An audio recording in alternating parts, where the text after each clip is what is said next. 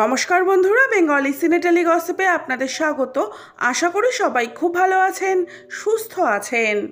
আমি চন্দননগরের মাল, বাড়িতে ছেলে ঢুকিয়ে দেব।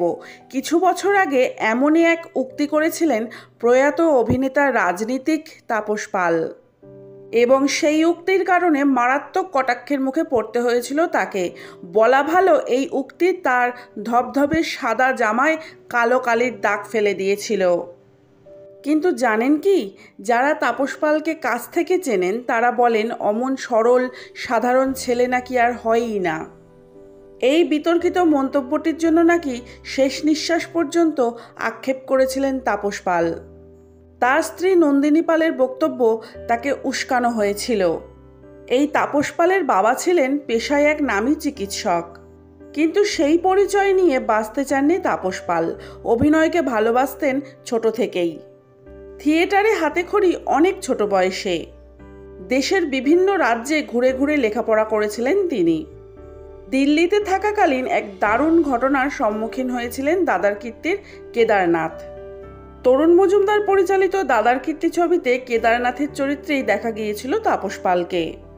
ছাত্র জীবনের কয়েক বছর দিল্লির এক স্কুলে পড়তেন তাপস পাল।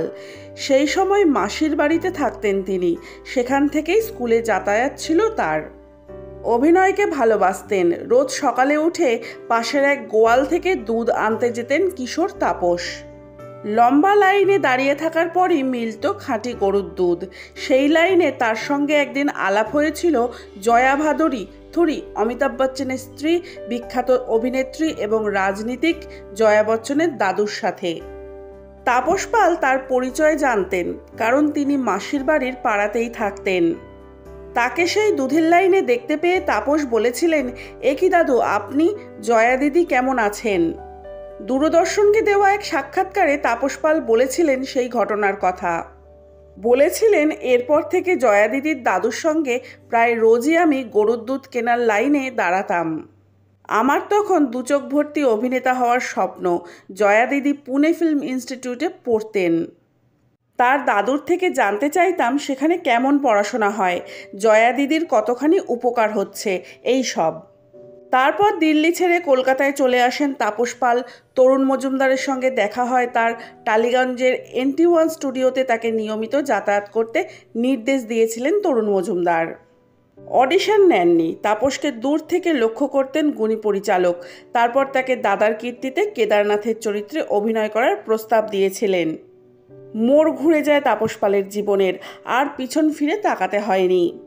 বিনোদন জগতের নানান আপডেট পেতে হলে আমার চ্যানেলটিকে সাবস্ক্রাইব করে রাখুন। ভিডিওটি ভালো লাগলে লাইক, কমেন্ট, শেয়ার করতে ভুলবেন না। আজকের ভিডিও এই পর্যন্ত।